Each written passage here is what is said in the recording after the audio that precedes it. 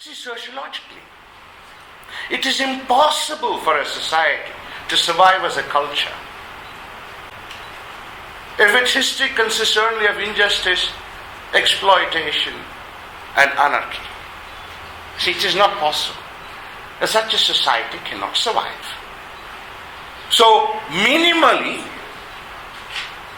we should have done something, we should have contributed something, if not to the history of humanity, at least to the history of the continuation of Indian society and culture.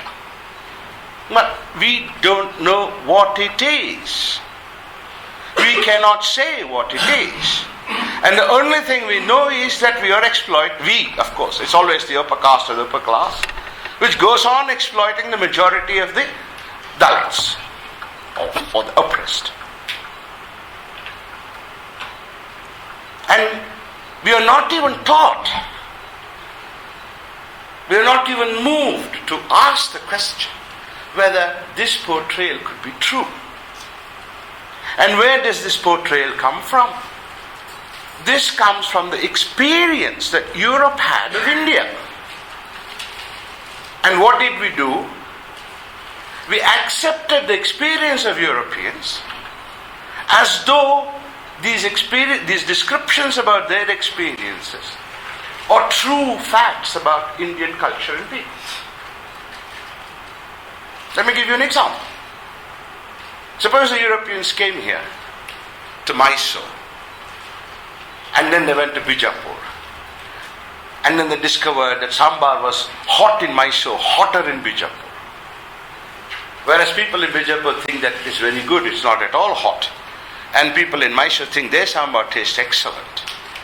But the Westerners cannot eat the sambar in either of the two places without a lot of ghee, or perhaps with yogurt, or perhaps avoid it altogether. I should know it because my wife is one such Westerner. She prefers idlis without, not even chutney she wants.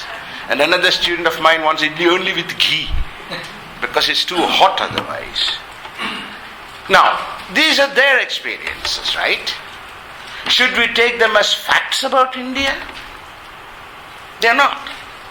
Because I like idli with chutney, and so do you. You like your sambar a little bit spicy. So do I.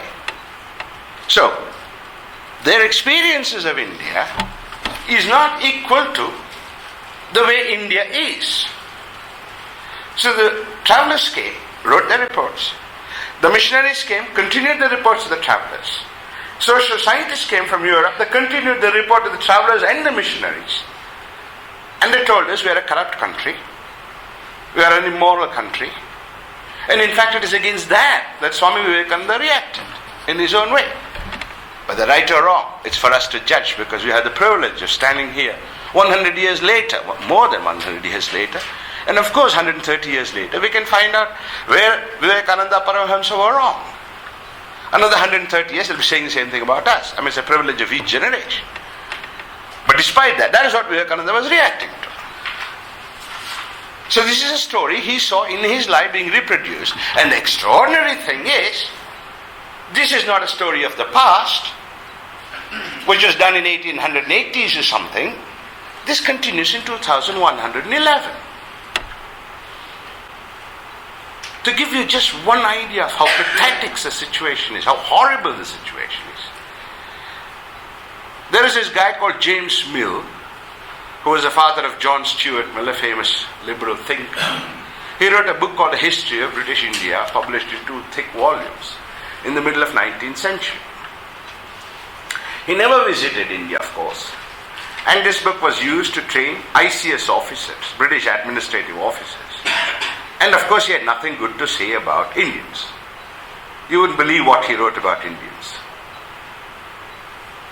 This is in the middle of the 19th century. No historian in the world, except one part of the world, namely India, takes this book as an authentic description of India anymore. They see it as an interesting historical record of how 19th century historians looked at India. Well, an abridged version of this book is a standard history textbook for MA history students in many parts of Karnataka universities.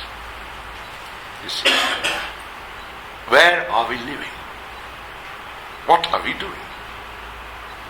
This is, for the MA students in history about India, an abridged version of James Mill's History of British India. That is the higher education we have today. This is just an example. This can be multiplied by thousands. So, what we are doing today, what we are experiencing today, is not merely take over the experiences of Europeans about India as truth about India. We reproduce these truths today. And it takes sophisticated forms, I shall talk about it very shortly. And believe that these representations are the truth about India. In a very paradoxical form, today's Bandh is an example of it. And I'll give you 2-3 examples. For instance, we find our politicians corrupt, our administrative officials corrupt. Our Indian nation is corrupt, we say. Well, let's see what it means to talk about this. For example, recently, Transparency International, there is an organization in Germany which tracks the corruption level in different countries and puts them on a map in a descending order. In 2002, India was somewhere in the 83rd place or something, and since then it's been moving downwards. It's a little bit like how Indian population does. Because Indian population wants to become backward when the rest of the world wants to go forward. Just think of the Gujars. What are they fighting for? They want to become backward. Ever heard of a society and a group of people burning buses, going on strike because they want to become backward in the 21st century? Yes, Gujars in India. And others want to follow them also, of course. Right? Anyway. So, this is just a corruption, right? Now, according to the Transparency International, 2002, about 10% of the Indian population was corrupt. Today, 2010, the same Transparency International tells us that in the adult population in India, 52.8% of adults are corrupt. Which means what? In a family, if there's a husband and wife, the chance is at least one of them is corrupt. Here, in this audience, at least half of you must be corrupt. Open the newspapers, they talk about corruption. Everybody is corrupt.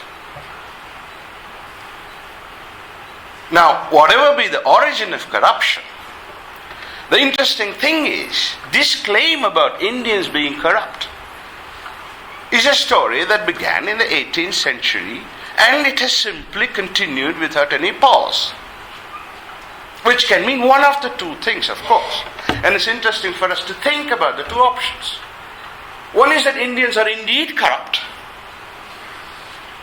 massively corrupt, and that's why also we had this totally unethical social and cultural system for 2,500 years. Independence has only made it worse for us. And therefore, what the British, what the Europeans wrote as their experiences are also true of India. This is one possibility. There is a second possibility. What if this experience of ours today in the 21st century India is itself colonial in nature? What if we are failing to understand what has happened to India after independence? What if the so-called corruption is an expression of something else, namely an indigenous political system which existed, was subordinated to another political system which came from elsewhere, and the result of the distortion is what we see as corruption. That is to say, it's not Indians who are not corrupt, but there's something else is going on in this society which we have not understood. So you won't solve the problem of corruption by setting up anti-corruption commissions. You had to study the nature of Indian political structures. You had to study, was there an native Indian political structure in India before we accepted the so-called parliamentary democracy in India? You had to understand the notion of public officials. For example, Madan Gopal talked about Dharampal. The same Dharampal and his students show something very interesting about the so-called bureaucracy of India today. Namely, earlier on, that is before the British came, most public officials were not public officials. They were private people who were paid privately to do certain kinds of acts today which falls under the purview of government. For example, certifying that somebody was tilling the land and owned the land. That was not the task of the government, but of a public notary or a private notary, and you had to pay him money to get the certificate, which was accepted by the court. In other words, most of what we call public task today, task of the state, were actually completely private in India. If that is the case, I don't know, I have done no research on it. I'm relying on other people's research. That will already tell us why things are going bad with bureaucracy and politicians in India. Because that's not the way we work. In other words, what have we done is that not merely have we taken over their descriptions, European description of ourselves is true. We have also mindlessly taken over their institutions, social and political, and are paying the price for it today. Yet how many of us, intellectuals post-independence, have been able to study in any serious way? The only exception I can think of is this independent historian Dharampal, who is recognized by nobody, no institution, which is itself interesting for us to, as a phenomenon, and some of his students. To give an example of that, which is having disastrous consequences, consider the story of secularism in India. I have written on it. That book, which should have been released, contained translation of my research, of 2 articles at least. But let me just say what the finding of that research has been. You see, today everybody is, except of course, no exceptions, everybody wants secularism. We need more and more secularism. Of course, the Sangh Parivar people call the secularists, Nehruvian and other secularists, pseudo-secularists, but we don't have to bother about that debate for the moment. Everybody wants more of secularism. Why? Well, because there is a greater religious and communal violence in India since independence. Okay, suppose let me now reverse that question and ask you the following, which is what I have shown to be the case.